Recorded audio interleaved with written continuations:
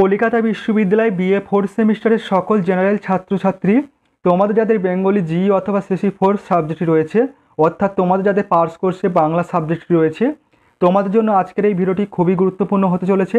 কারণ আজকের এই ভিডিওটিতে তোমাদের জন্য বাছাই করা দুটি বড় 10 নম্বরের প্রশ্নের উত্তর নিয়ে আলোচনা করব। প্রশ্ন দুটি ছিল, দেখো, প্রথম প্রশ্ন ছিল পল্লী সমাজ উপন্যাসের নামকরণের সার্থকতা আলোচনা করো। মোস্ট ইম্পর্ট্যান্ট একটি প্রশ্ন, তোমাদের এবছর কিন্তু পরীক্ষা আসার সম্ভাবনা খুবই রয়েছে। আর দ্বিতীয় প্রশ্ন ছিল ছিন্নমস্তা গল্পে জয়াবতীর চরিত্রটি সম্পর্কে আলোচনা করো। এই প্রশ্ন দুটি তোমাদের কিন্তু মোস্ট ইম্পর্ট্যান্ট, এবছর পরীক্ষা আসার সম্ভাবনা রয়েছে।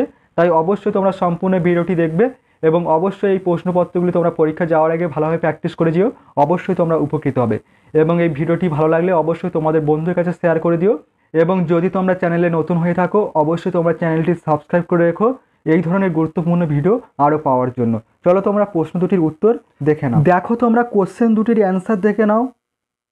প্রথম প্রশ্ন ছিল তোমাদের পল্লী সমাজ উপন্যাসের নামকরণের সার্থকতা আলোচনা করো।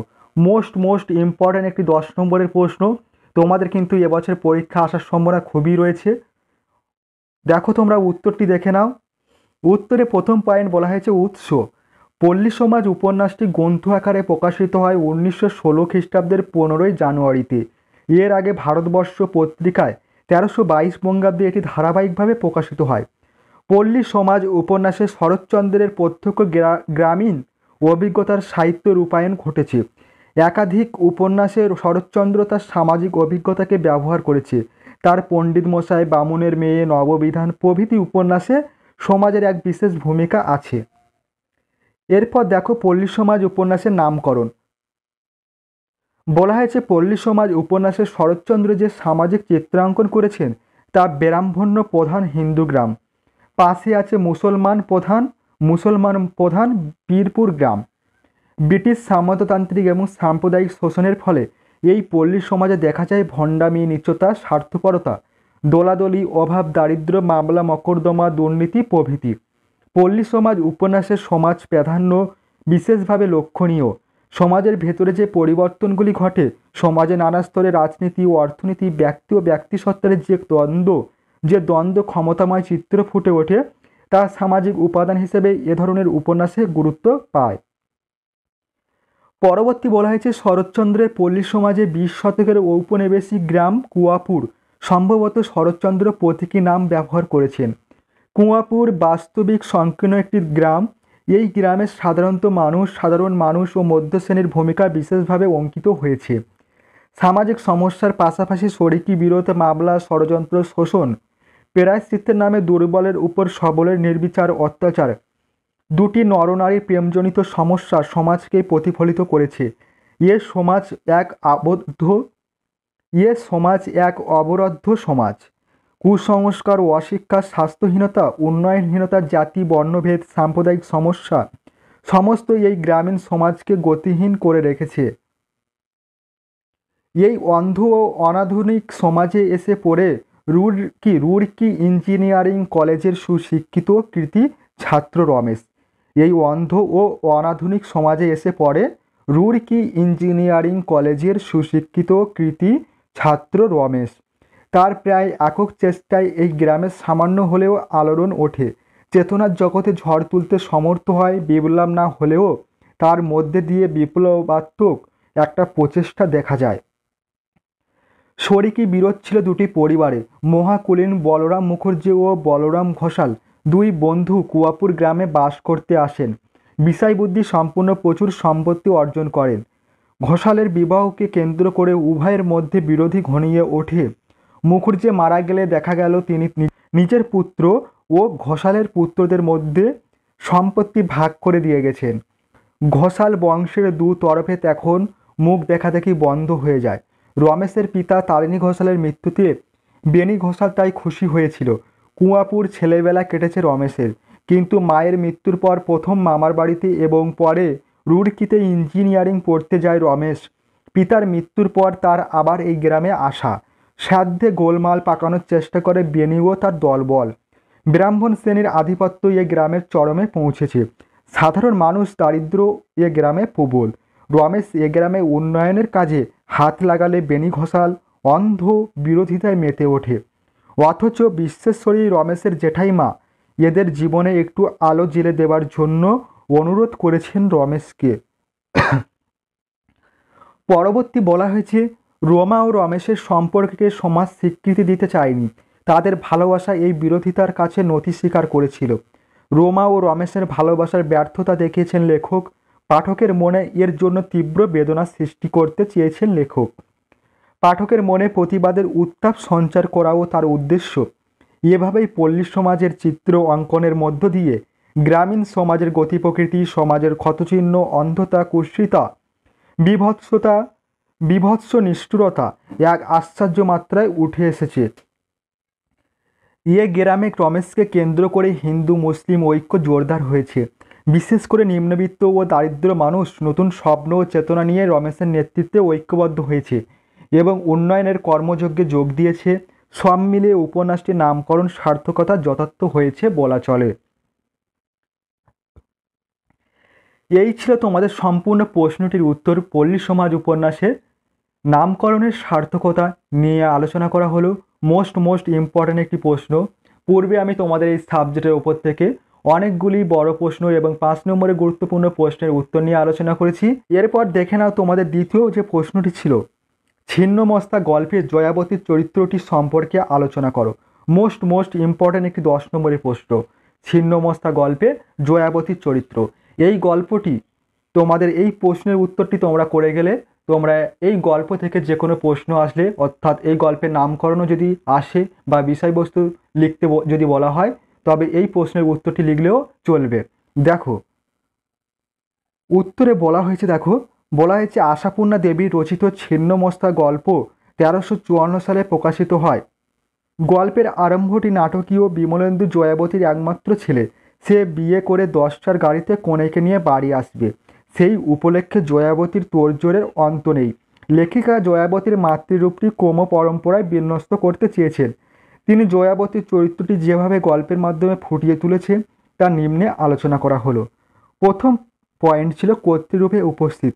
একমাত্র ছেলে বিমলেন্দুর বিবাহ উৎসবে বধূবরণের জন্য জয়াবতীর তোড়জোড়ের অন্ত নেই।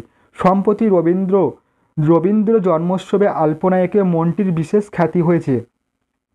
তাই তাকে দিয়ে জয়াবতী তার সান বাঁধানো উঠোন ভরাট করে আলপনা আঁকাচ্ছেন। জয়াবতীর একসময় আলপনা দেওয়ার খুব নামডাক ছিল, কিন্তু তার স্বামী দেবনাথ এর হঠাৎ অকাল বিয়োগে তার পক্ষে আর সেই কাজ করা সম্ভব নয়। এমনকি তার ছেলে বিমলেন্দুকে বরণ করবেন বলে যে বেনারসি সংগ্রহ করে রেখেছিলেন সেটাও কনকলতাকে বের করে দিয়েছেন বরণ করার জন্য, কারণ বিধবা হয়েও আর তিনি এসব কাজ করতে পারেন না। এইভাবে জয়াবতীর কর্তৃত্বের প্রকাশ গল্পের মাধ্যমে ফুটে উঠেছে। এরপর দেখো দ্বিতীয় পয়েন্ট ছিল পুত্রবধূর সঙ্গে সংঘাত। নতুন বউকে নিয়ে সুখে আনন্দে ঘর করবেন, এটাই ছিল জয়াবতীর স্বপ্ন। তাই তার একমাত্র ছেলে বিমলেন্দুর জন্য কোনো শহরের মেয়ে না এনে পল্লী অঞ্চলের মেয়ে এনেছিল। কিন্তু এই মেয়েটি এসেই নিজ মূর্তি ধারণ করলো। আধুনিক মহলেও এই অভদ্রতা দুর্লভ। আধুনিক মেয়েরা স্বামীকে বেশি পাত্তা দেয় না, শাশুড়ির কথা তো বাদ। জয়াবতী এসব ভেবেই পল্লী অঞ্চলের মেয়ে এনেছিল, কিন্তু বিমলেন্দুর বউ যেন অন্যরকম হলো। নতুন বউ আসবে বলে তিনি তার পুরানো আমলের ভয়েল শাড়ি কেটে দরজা জানলায় পর্দা লাগিয়েছিলেন। কিন্তু নতুন বউ প্রতিভা এসে তা দেখে বলল, বাহারের মধ্যে দরজা জানলায় ছেঁড়া কাপড়ের পর্দা ঝুলানো, হাসি পায়। সে আরও বলল, ঘর সংসার গুছিয়ে তবে ভদ্রলোকের মেয়ে ঘরে আনতে হয়। নতুন বউয়ের হেন কথায় জয়াবতীরা যে গরিব বা ছোট লোক সেই তিক্ত ইঙ্গিত স্পষ্ট হয়ে ওঠে। ছেলের বউ বাড়িতে আসতে আসতেই যেন জয়াবতীর এতদিনের সব ব্যবস্থা আসা স্বপ্ন ওলট পালট হয়ে গেল। জয়াবতী ও পুত্রবধূর মধ্যে রুচিগত বিরোধ জনিত জীবনযাপনের দূরত্ব এভাবেই প্রতি পদে পদে শুরু হয়। পরবর্তী পয়েন্ট ছিল সন্তানের দ্বারা আঘাত ও প্রতিক্রিয়া। জয়াবতীর সংসার জীবন সুখ ও স্বস্তিতে পরিপূর্ণ ছিল, কিন্তু স্বামী দেবনাথের অকাল বিয়োগের পুত্র বিমলেন্দু হয়ে ওঠে তার জীবনের অন্যতম অবলম্বন। ছেলে বিমলেন্দুও ছিল পাড়া প্রতিবেশীর চোখে সোনার টুকরো, অর্থাৎ সর্বক্ষেত্রে মায়ের অনুগত বাধ্য সন্তান। কিন্তু সেই বিমলেন্দু বিয়ের পর সুন্দরী স্ত্রী প্রতিভার অনুগত হয়ে থাকে।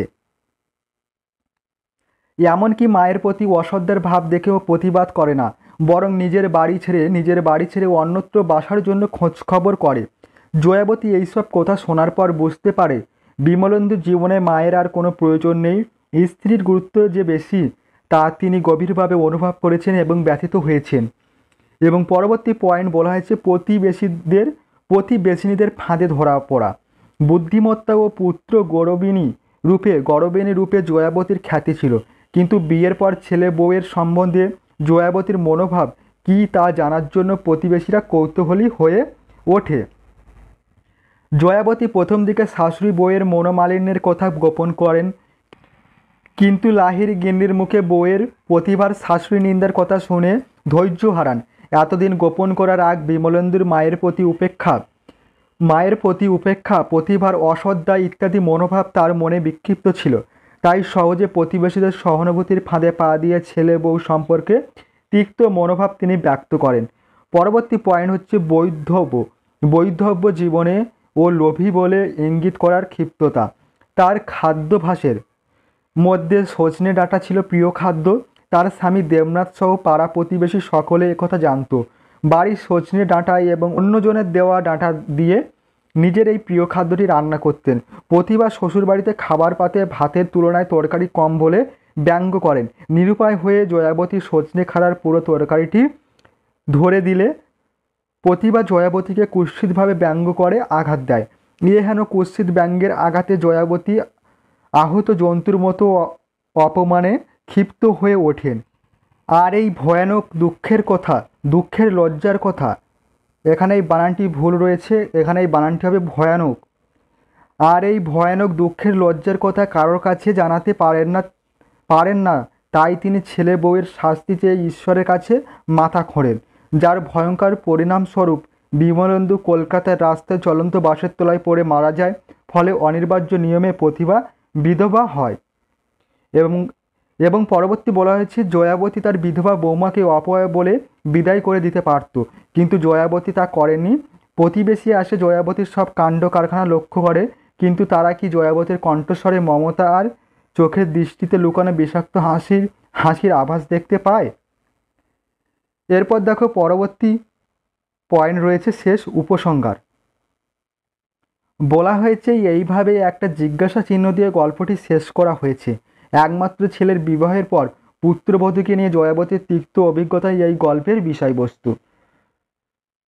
এই ছিল তোমাদের সম্পূর্ণ প্রশ্নটির উত্তর। তোমরা অবশ্যই এই প্রশ্ন দুটি পরীক্ষা যাওয়ার আগে ভালোভাবে প্র্যাকটিস করেছিও, অবশ্যই তোমরা উপকৃত হবে। ভিডিওটি আজ এই পর্যন্ত। তোমাদের সঙ্গে দেখা হবে পরবর্তী নেক্সট গুরুত্বপূর্ণ ভিডিওটিতে।